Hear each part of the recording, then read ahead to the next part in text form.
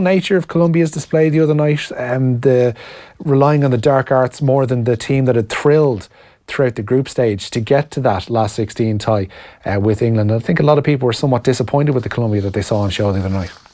And so they should be. And they thrilled in one game only. That was the second one when they beat Poland 3-0. It was the one game when they had James Rodriguez and Quintero in harness, the two left-footed playmakers, and then the ball's moving, it's fizzing around, bang,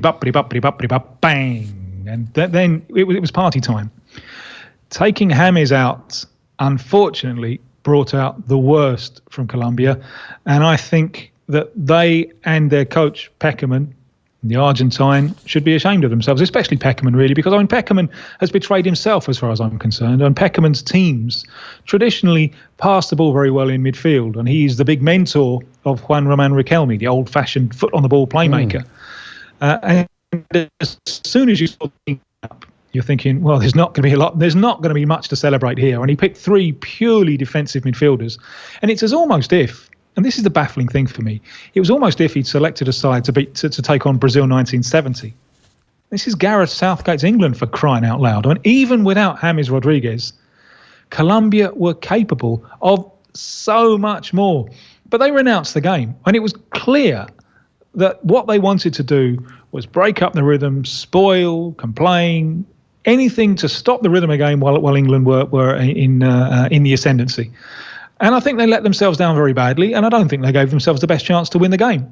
And as a huge fan of Colombian football, and with certain reservations, a huge fan of Peckerman over the years, I was very, very disappointed by what they did. Has he offered any explanation as to why he took up such a really defensive stance against what is, I'm sure we're going to have people on later on who are talking up England's chances, but it's a fairly average England side. I think even England, to a degree, would admit that themselves. Yeah, it's an England side that has a lot of energy and can run around a lot for the first 20 minutes, but perhaps does more running than thinking. So no, he hasn't. He speaks very little to the press, Peckerman, and quite often when he does speak, he reminds me a little bit of was it Master Yoda out of Star Wars? You know, it seems very profound, and then you kind of look at it, and there's not a great deal there, I think. Why did it? It's a glaring lack of confidence in the playing resources at his disposal. They've hidden behind that horrible and depressing inferiority complex thing of the referee was against us, and it's just pathetic. It's absolutely pathetic. They're capable of so much more. And the tragedy is that we didn't see James in the game, and you always want to see the best players in the big games. And it could have been a terrific game, really could have been a terrific game, because Colombia, they can be a little bit schizophrenic in this sense.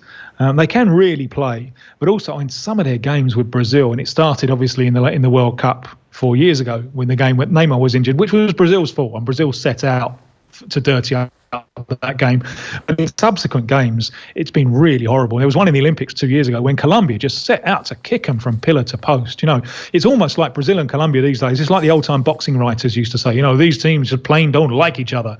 And that is a side to their football, which unfortunately we saw, and we didn't have to see it. We didn't, honestly, had they met England toe-to-toe, they could have won that game, or at least had they lost, they could have gone home thinking, well, we gave the best possible account of ourselves.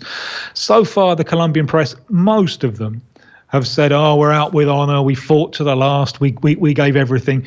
There are some who are saying that, you know, come on, I think we were a little bit mediocre there, and we're capable of more. And that's the lesson that I hope they'll grab onto, because.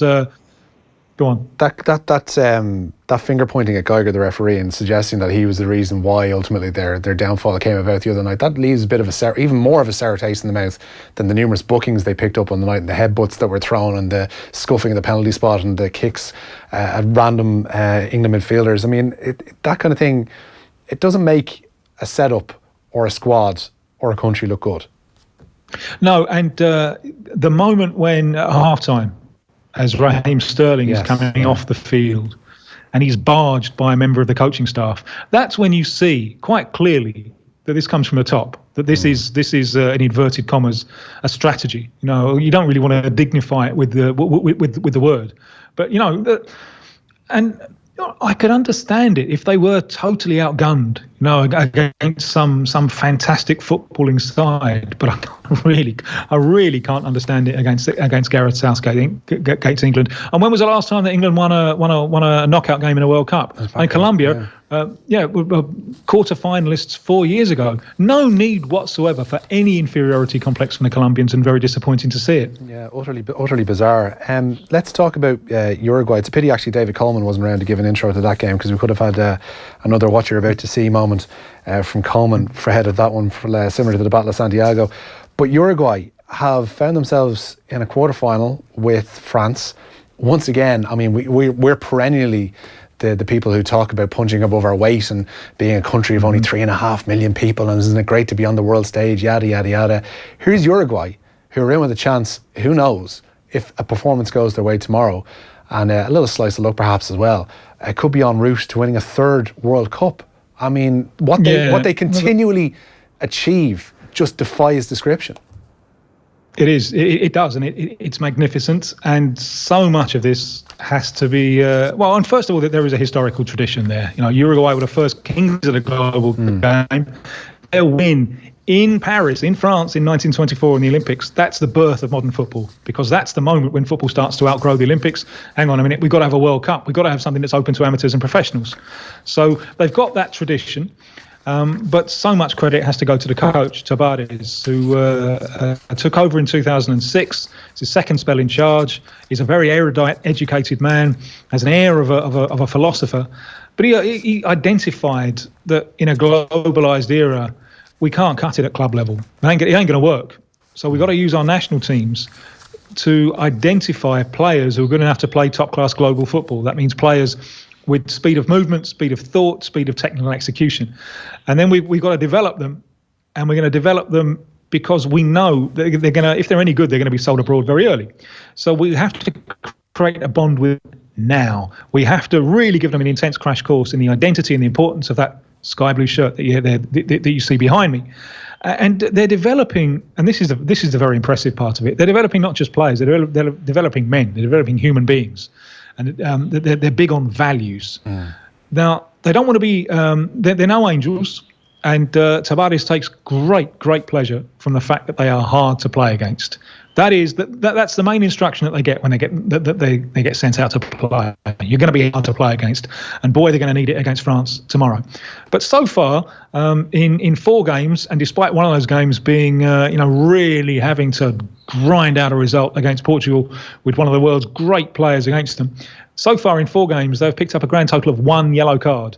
And that tells you something about the values and the discipline which are instilled in the side. And that comes from the top, just in the same way as the barge on Raheem Sterling from the Colombian, that comes from the top. Yeah. In the same way, what Uruguay have produced comes from the top. It's a project with values, with competence, and it deserves its success. That's a sea change from the Uruguay that I would have grown up with in like 86 and 1990, that were, the players sent off in the first minute against Scotland, that were in 1990 just never really turned up with any intent to play football either. For a back four that is as mean as they are, with Cáceres, with Jimenez, with Godin, with Elachal at left back, to only have 1 card conceded over the course of those 4 games so far, I mean, that's remarkable.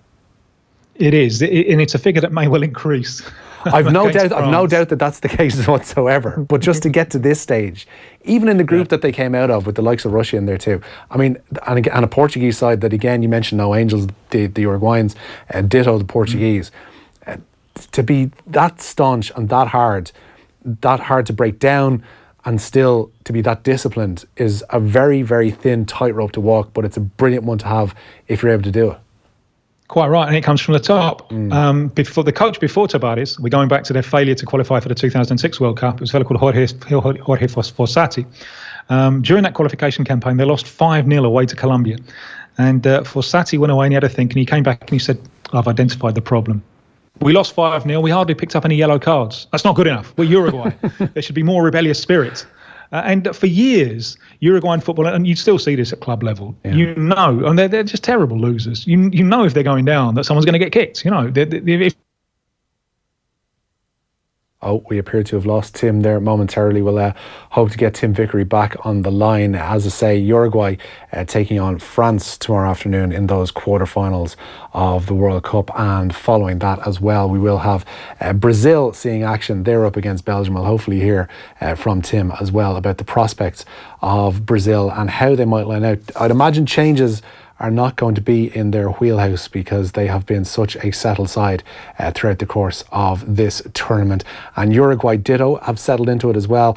As Tim mentioned there, just the one yellow card across these 4 games thus far, that 2-1 win against Portugal being their last outing, and the likes of Bentancur and Lucas Torreira and Laschel playing themselves into a bit of form as well across the tournament as it has progressed. And that back 4 they'll hopefully get to in a minute. Now, familiar they might be with some of their French counterparts, with Griezmann and Godin being such close teammates at Atletico Madrid. We'll see how Jimenez and Jimenez as well, Laschelt and Caceres, great performers. How about we'll take a quick break. We'll hopefully re-establish a link with Tim. I'll get back to you momentarily. Football on Off the Ball. In association with the faster than ever Boyle Sports app. Multiples made easy and personalised content on every sport. Download it now. Boyle Sports. Time to play. The Eason Book Club on The Pat Kenny Show. This month, Eason recommended 4 books for us. Violet Hill by Henrietta McCurvey, Mind on Fire by Arnold Thomas Fanning, Last Stories by William Trevor, and our Eason Book Club Book of the Month for July, Warlight by Michael Ananjati. In 1945, just after World War II, 14-year-old Nathaniel and his older sister Rachel stay behind in London when their parents move to Singapore, leaving them in the care of a mysterious figure named the Moth. They suspect he might be a criminal, and they grow both more convinced and less concerned as they come to know his eccentric crew of friends. And what does it mean when the siblings' mother returns after months of silence without their father? We'll be reviewing the book from cover to cover on Thursday, July 19th with Mary O'Rourke, Brian Kennedy and Catherine Lynch. The Eason Book Club on The Pat Kenny Show. Sharing book recommendations with book lovers every month. Discover more at newstalk.com/Eason's Book Club. At Expert Electrical, we're always bringing you the latest appliances and technologies. For this week only, we're giving you a free 5-year warranty with selected Electrolux washing machines and dryers. Only available through our 67 stores nationwide. There's an Expert near you. Find yours at expert.ie. Terms and conditions apply. This week at Dunnes Stores, pick up amazing value in our baby and toddler event, like water wipes 4-pack, only €10, and all Pampers Essential nappy packs, including premium protection and baby dry, half price. Save again with our €10 off every €50 grocery voucher. Dunnes Stores, always better value. Terms and conditions apply. See in store for details. Minimum spend required. Bruce Betting are one of Ireland's leading bookmakers. Download the iOS app today to see why Bruce Betting are giving you more for World Cup 2018. Bruce Betting, your World Cup bookmaker. In store, online, and now on your phone. Please gamble responsibly. See dunlewy.net. Off the Ball. This is News Talk. Yeah, welcome back. It's Richie here with you, bringing the football show right through until 10 o'clock tonight. Plenty still to discuss. Dominic Fifield of The Guardian and Rory Smith of The New York Times will be with us a little bit later on to talk about the prospect of Sweden and England in Samara on Saturday. Tim Vickery, we have gotten back on the line. Welcome back, Tim. Yeah, I'm sorry about that. I mean, my internet connection has had a great World Cup so far, but just as we get into the business end, it's starting to show the strain, I think. Listen, when you get to the quarterfinals, it starts to show on the legs and it starts to show on the broadband. That's more than expected. It's fine. Right. I won't worry about it. Come here, I want to talk about this Uruguayan midfield because I know the defence, which we'll get to in a moment, and the relationship between the Atletico players there and that with Griezmann, or at least the familiarity with them. But the likes of Bentancur and Torreira really played themselves into this World Cup. Yeah, that's and you'll probably remember Uruguay came over to Ireland a year ago, or last June. And at that point, they were in absolute turmoil. They just lost 3 consecutive World Cup qualifiers when they'd taken the lead. And when you're Uruguay and your strikers are surviving on scraps, you take the lead, you've got to win. So they were conceding goals all over the place. So they then went over for friendlies, trying to patch things up against Ireland and against Italy. 2 sides that didn't end up qualifying for the World Cup, and they lost both games and they conceded 3 goals both times. Desperation. So at that point, it didn't look like they were even going to qualify. And the coach then went bold, Tabárez. He said, well, we're in a jam. we're in a state now where our midfield has all aged together. Let's go bold. So he put in this whole new generation of talented midfielders, and suddenly Uruguay have a midfield that's capable of protecting the defence, of holding control possession, and of supplying the strikers. They're not capable of doing it for the full 90 minutes. They couldn't do it for the full 90 against Portugal.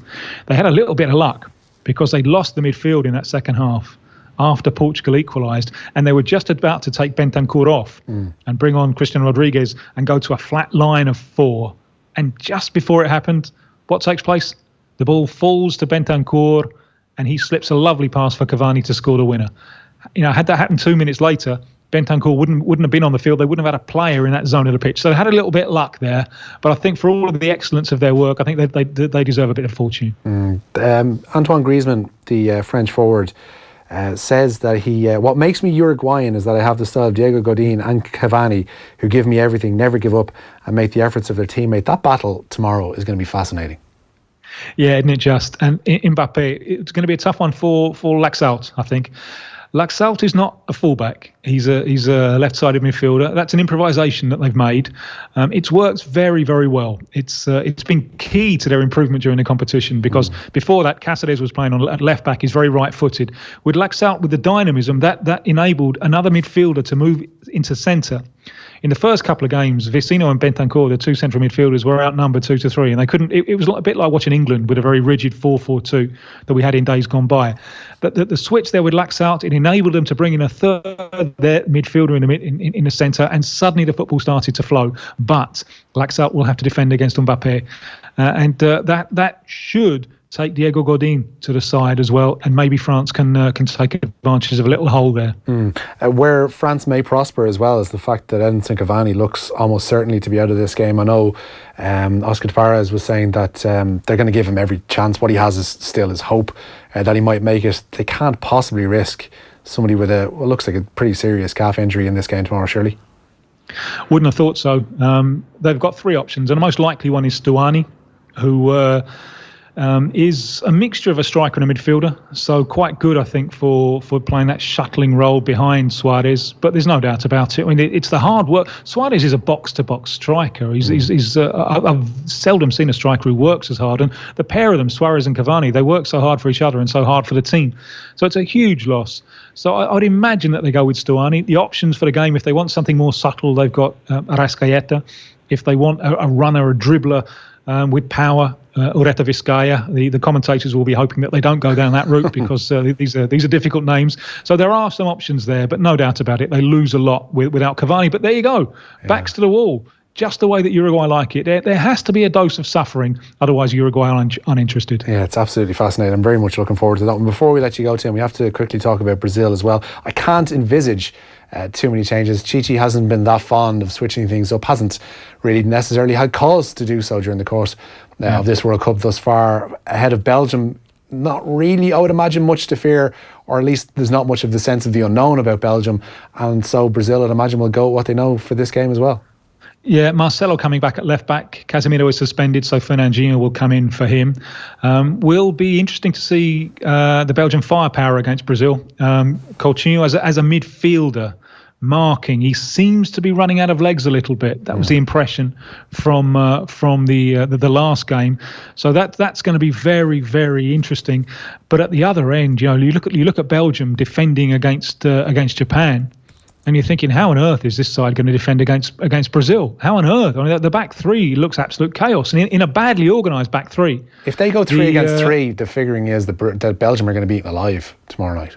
Well, yeah, the problem is, I think, 3 against 1, just 3 against Gabriel Jesus. Yeah. If they stay in a line as they were against Japan, don't even help out the wing-backs. In a badly organised back three, the wing-backs are attackers when the team is defending and defenders when the team is attacking. And there seems to be space behind them.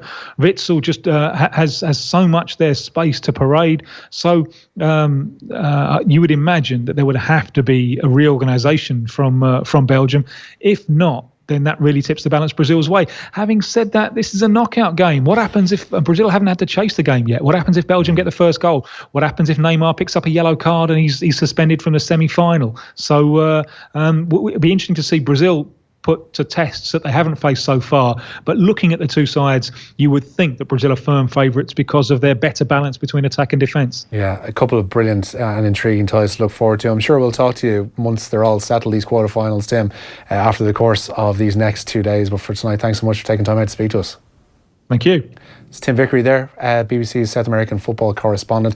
We're going to be talking England versus Sweden before we finish up tonight as well. We're going to have Dominic Fifield from The Guardian speaking to us a little bit later on. And also Rory Smith from the New York Times has been taking a very special look at Sweden as well, namely the absence of Zlatan Ibrahimovic and how well that's actually gone down in the Swedish camp and indeed back home ahead of that clash in Samara on Saturday. Keep it here. Off the ball. I will not tolerate being spoken to like the level of abuse that was thrown at me, so I have sent him home. If you thought that they'd take you back, that the players wanted you back, yeah. What do you mean to take me back? Bouba Diop is there! Oh, and Bouba Diop is there! And Senegal has scored the first goal of the 2002 World Cup! I arrived for work tired and emotional, I think is the euphemism. Oh, surely this time for Keane! And Ireland do it! Robbie Keane! Look at these scenes! Just look at these scenes! Well done, congratulations. As they'd say in Cork, you're a bit of stuff. And Duarte!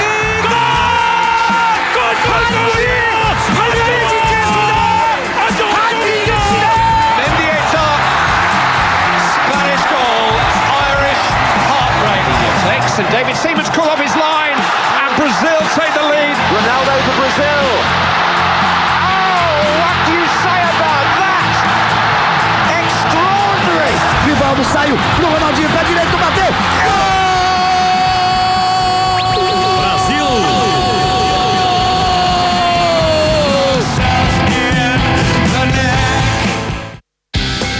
Off the ball on News Talk. All professional bus and truck drivers are required to hold a driver certificate of professional competence, driver CPC. To keep it, you must complete at least one training day per year. Bus drivers, this is the 5th and final year in the current CPC training cycle. Complete your 5th day of CPC training before August so you can apply for and receive your CPC card before the 10th of September. To find an RSA approved driver CPC trainer, visit rsa.ie, low call 1890 50 60 80 or email cpc@rsa.ie. From the Road Safety Authority. How do stay-at cars know to brake when they detect an object in front? Or how can you enter and start them without the key? And what about charging your phone without wires? Don't question it, just enjoy. I suppose. But come here, how do you reckon? The advanced technology in the 182 Seat range is really impressive. From front assist to keyless entry and wireless phone charging. Plus, with up to €3,000 scrappage on selected Seat models, as well as easy ways to pay, the only thing to ask yourself is, what are you waiting for? Order your 182 Seat today. Terms and conditions apply. See seat.ie for details. In today's world of stress and distraction, our health is being challenged like never before. Now, more than ever, we need a space to breathe, nourish and reawaken. Soul Space is that space. A synergy of heartfelt conversations and workshops delivered by leading minds in health and performance. Join me, Jerry Hussey, and a host of inspiring speakers in Claregalway Castle, September 22nd. Start your journey at soulspace.ie. Proudly supported by News Talk. So on Wednesday, Wednesday. Yeah? Came down to the car in the morning. Nice shirt, by the way. The battery was flat. Oh, we should get some coffee. Yeah, flat battery. Couldn't figure it out. Latte, is it? Huh? Anyway, called Post Insurance Breakdown Assist. Brilliant. And? Guy reckons radio left on. What was it he said? Oh yeah, forgetfulness. I don't know, I don't get it. Cappuccino, wasn't it? What? Life's unpredictable. Don't worry. We get it. Post Insurance comes with Breakdown Assist you can rely on. Call 1890 222222 for a quote today. Post Insurance. Expect more. Acceptance criteria, terms and conditions apply. One Direct Ireland Limited, trading as Post Insurance, is regulated by the Central Bank of Ireland. One Direct Ireland Limited is a wholly owned subsidiary of An Post. Off the ball. This is News Talk. Trippier takes. Referee see the push and given a penalty. Carlos Sanchez would not set Harry Kane free. Harry Kane is England's priceless gem. Him and him again. And England strike first. His boot is golden. Quadrado takes and Mina scores. Colombia save themselves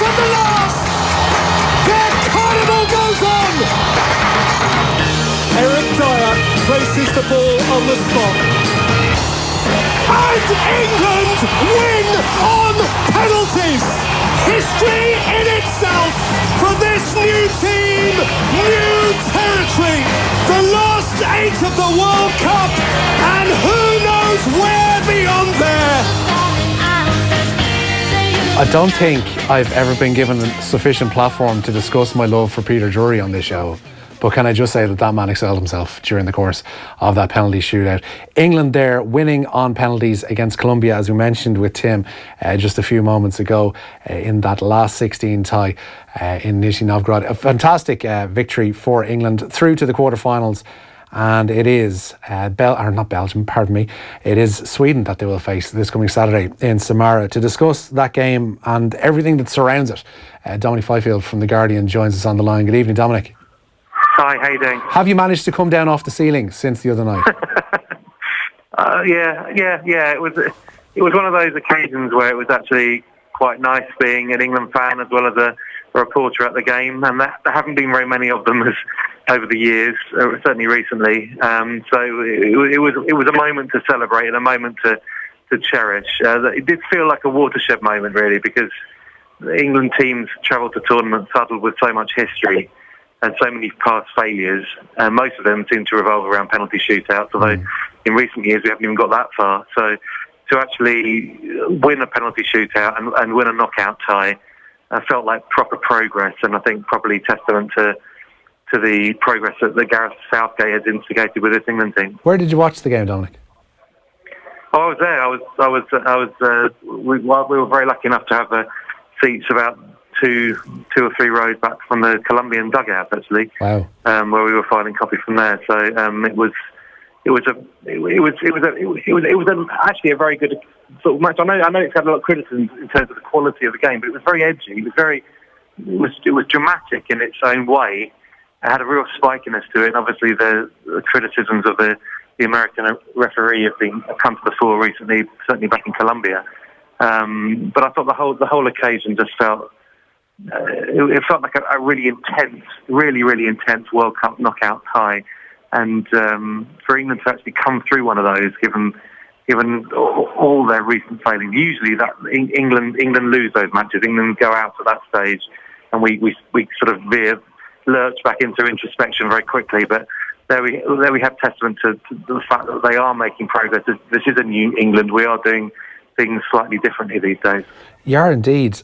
You wrote a piece in The Guardian there this week, basically giving a person-by-person breakdown of who Gareth Southgate's backroom team are. I think a lot of people will be familiar perhaps with Steve Holland.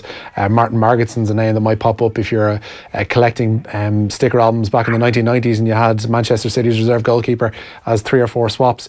But the likes of Pippa Grange, the likes of Rhys Long, are names that aren't obviously that familiar. They're names that have been involved in different sports.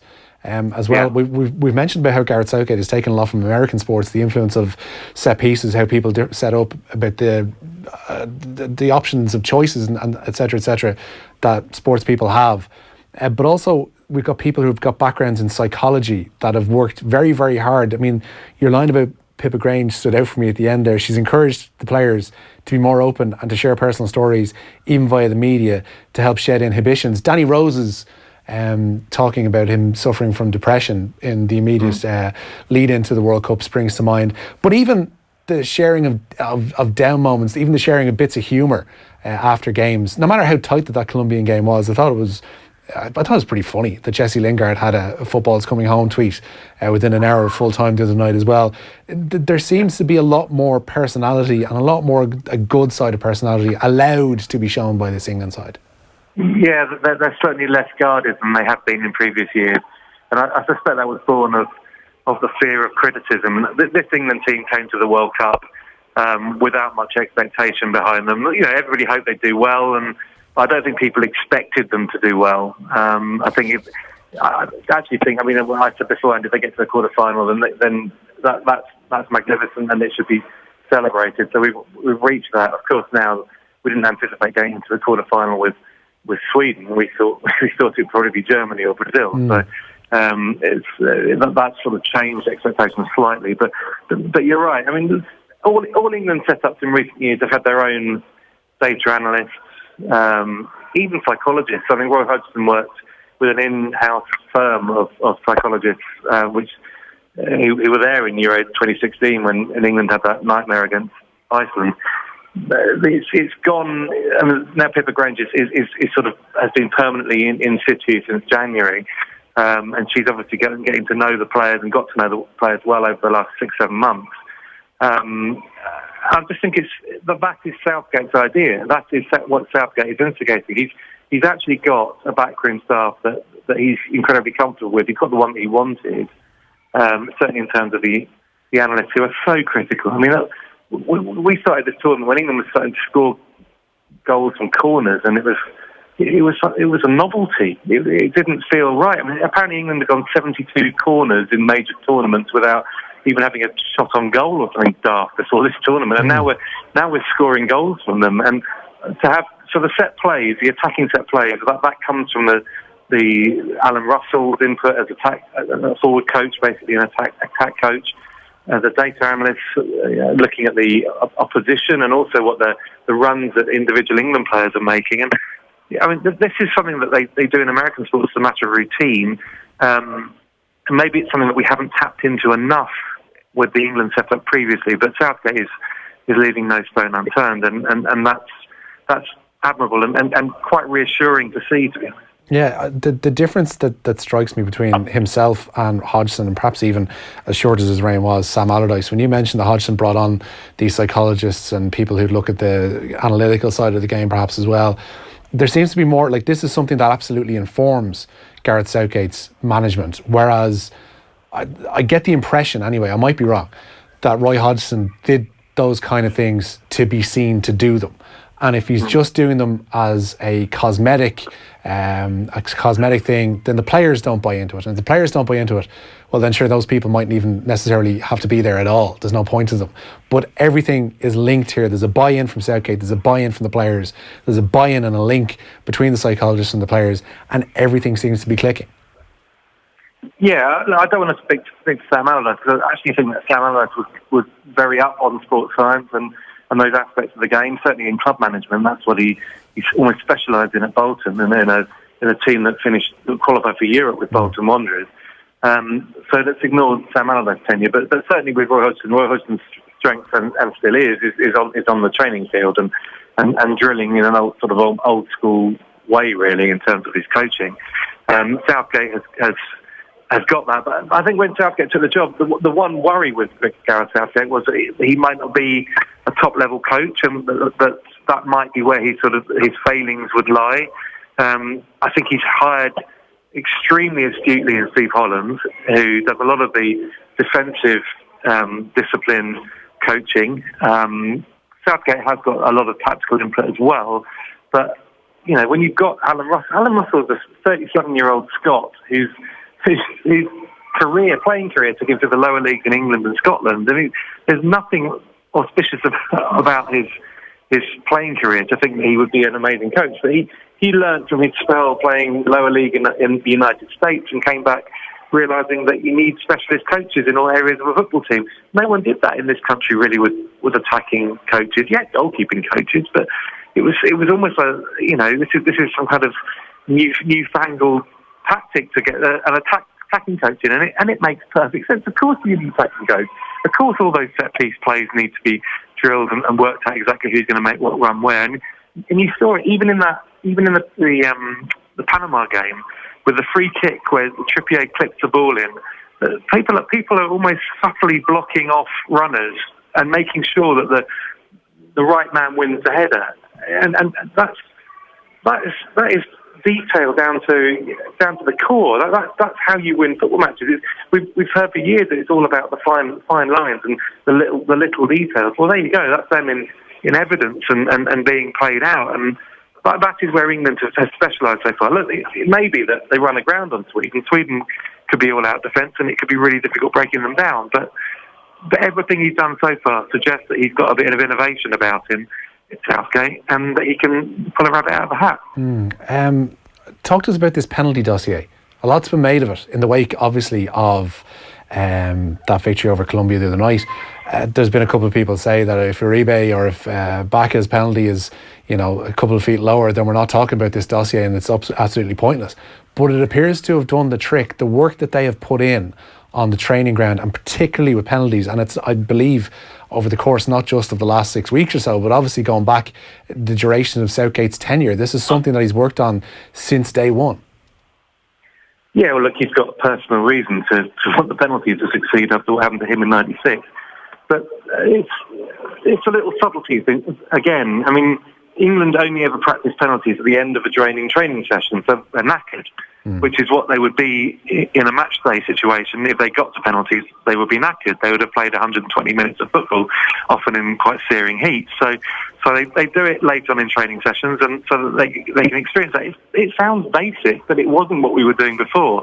The goalkeeper studying where opposing players put their penalties is a technique that is used widely in the Premier League now. That's not new. I remember Petr Cech using an iPod at the 2012 Champions League final against Bayern Munich. He knew, I think it was Arjen Robben who missed that night. He knew where he was going to put it. So Jordan Pickford has got his notes, his mental notes. The one caveat to all this is Pickford spoke to us after the game, and he admitted that he was aware that Carlos Baca's profile of penalty on the penalty grid that he calls it is pretty random. He put some in the top left hand corner, he put some in the top right hand corner. So it was him looking at the way that the fella ran up before deciding which way to dive, which is more old school. Let's be honest. There's an element of luck there, and it was a great left-handed save. But what you can do with penalty shootouts, because there is that element of randomness about it, a player can change his mind. But all you can do is prepare as well as you can, and I don't think England players did that in the past. They became gripped with fear whenever a match went to penalties. The record was so abysmal. I think it was 6 defeats and 7 shootouts at major tournaments prior to Tuesday night. So they have made progress on it, and weirdly, as soon as that game went to penalties, talking to the players afterwards, they were all saying, we were pretty sure we were going to go through there.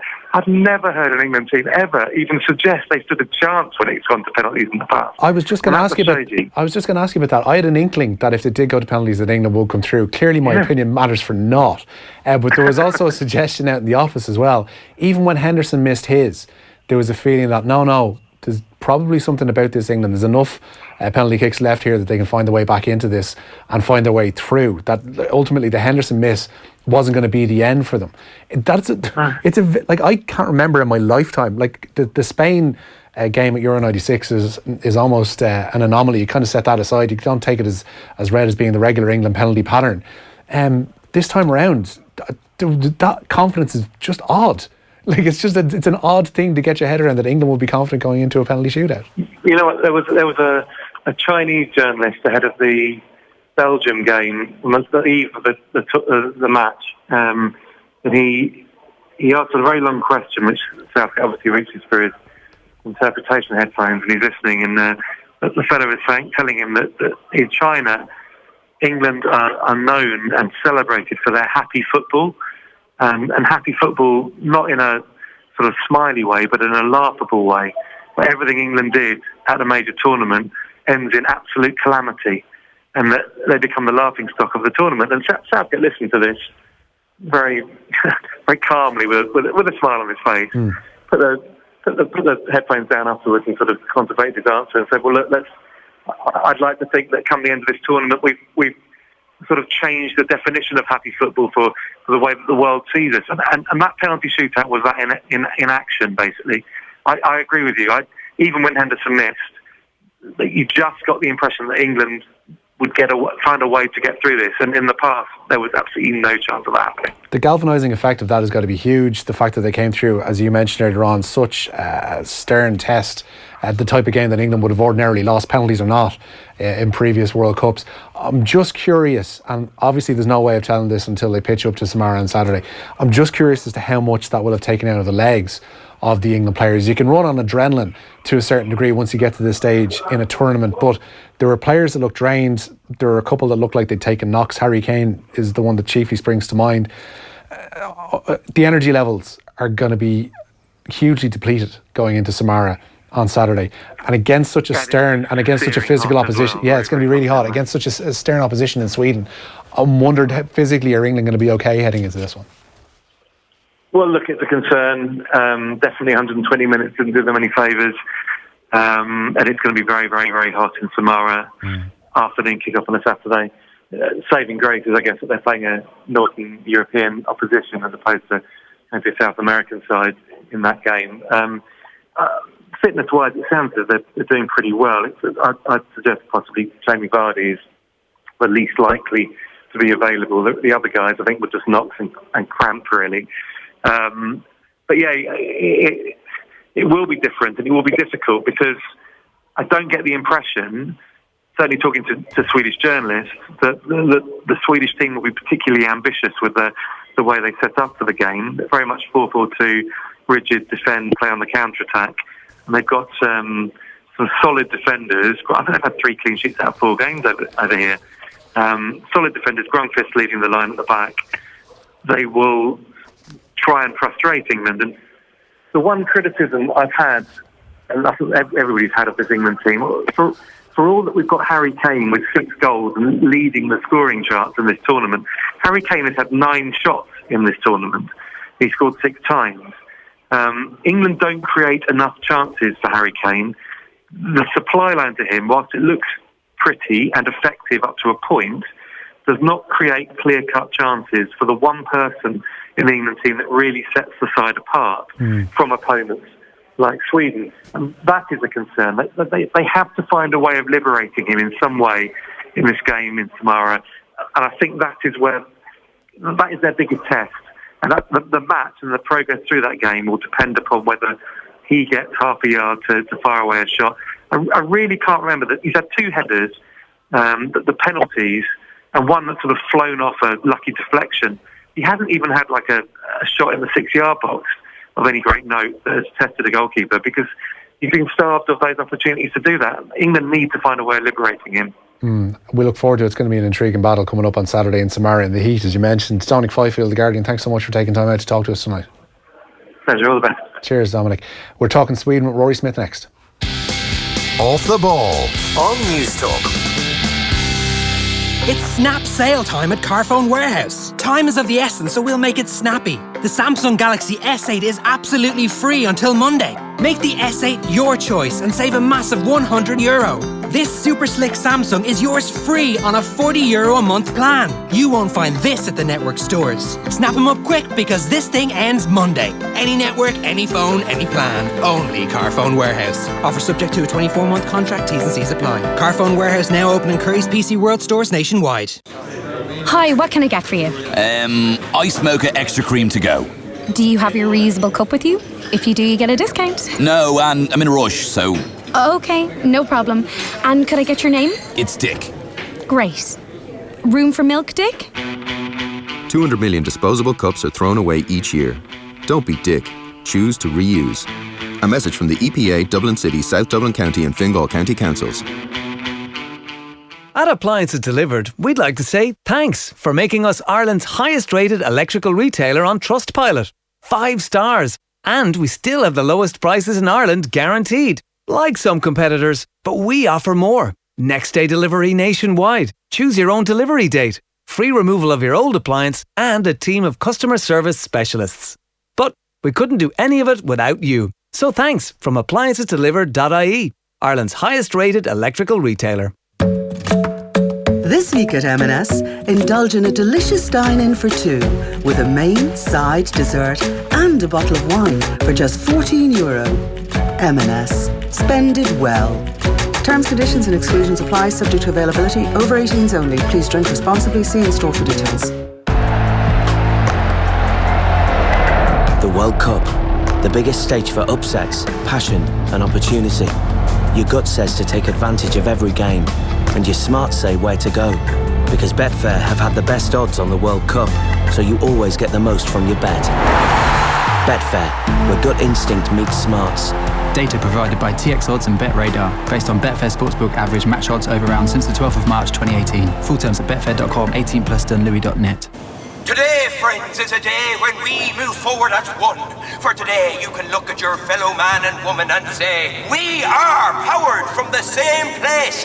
We are driven by the same force. For today, the fuel revolution starts here. Yes, fuel good is here. Hi, pump number 6, is it? At Applegreen, we're leading the fuel revolution with Fuel Good. Our most advanced fuel ever that's yours at no extra cost. The revolution will be motorised. Join the revolution! And a packet of crisps, yeah? Applegreen. Low fuel prices always.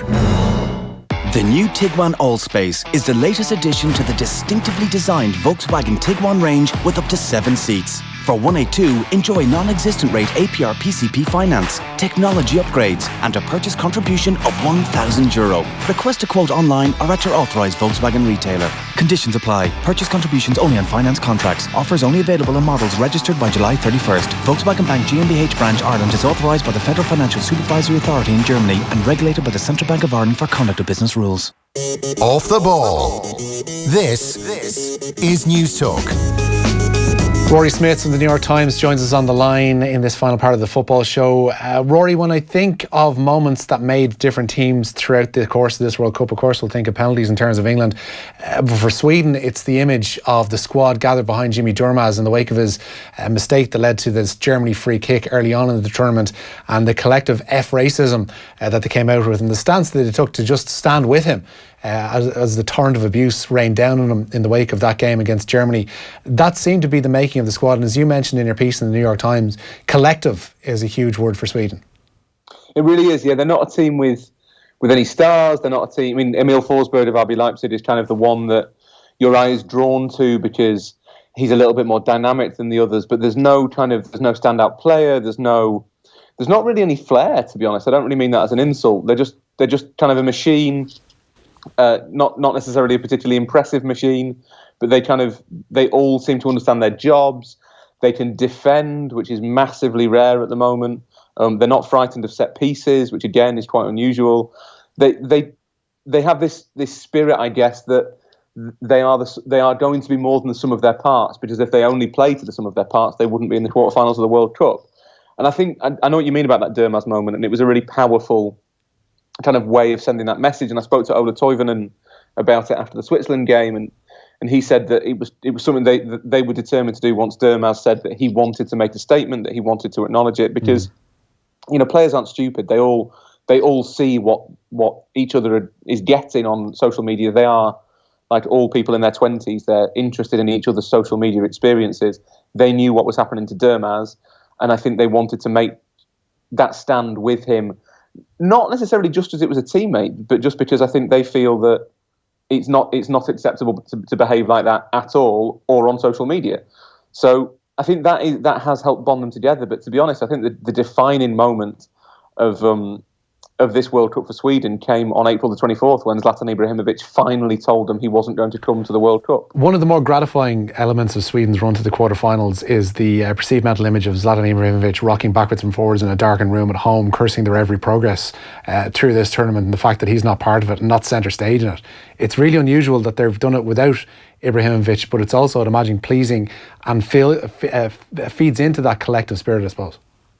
Yeah, well, funny enough, you speak to the players and they all say the nicest things imaginable about Zlatan. They're all quick to say, he's one of the greatest players we've ever had, and of course, if he was here, we'd be stronger. I don't think they mean that. I think they probably believe that he's one of the best players Sweden's ever produced, but I don't think they think that having him here would be an advantage. I did a lot of Sweden at the Euros 2 years ago, and they all seemed really inhibited and a bit frightened. And you kind of think of Swedes as quite a friendly people, quite open, quite honest. The players didn't seem like that at all 2 years ago. They all seemed very kind of within their own shells, I guess. And speaking to people around the Sweden camp, that's kind of the Zlatan effect, this kind of hand of God sort of bearing down on them, telling them, nope, don't talk to the media, nope, don't say that. And I think they all felt they had to live up to Zlatan. And to be honest, they're not good enough to do that. They weren't on his level. And watching them 2 years ago, it became really obvious that you had this team with this one great player and then 10 kind of half decent players. and they couldn't really get on each other's wavelengths, and it didn't work. And funny, if you see something similar for different reasons with Spain, Diego Costa, it's one player who just doesn't fit into what all the others are trying to do. And without Zlatan, I think they have been able to fashion a really kind of anti-Zlatan team, which isn't a criticism of him particularly, because he can't help the fact that he's better at football than everybody else in Sweden.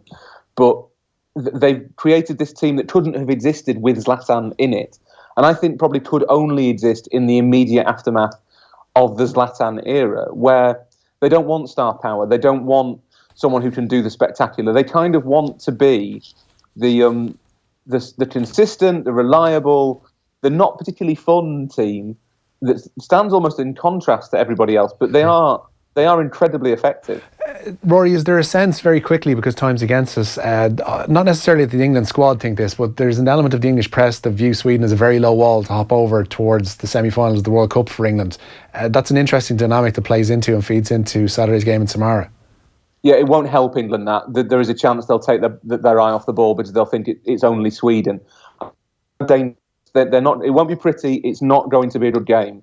But Sweden will not be frightened of England at set pieces, and they will be confident that they can create one or two chances and score. That strikers are a problem. Marcus Berg's not reliable, but they know what they're about. They know what they're doing, and that in international football is quite important. Okay, Rory Smith from the New York Times. I wish we could have had longer, but time's against us, as I say. We will have more on those World Cup quarterfinals on tomorrow's Off the Ball from 7, and indeed on OTBAM from 7:45, and more from Ballyliffin and the Irish Open across the course of the day. Till then, good luck. Give my ball any autographs.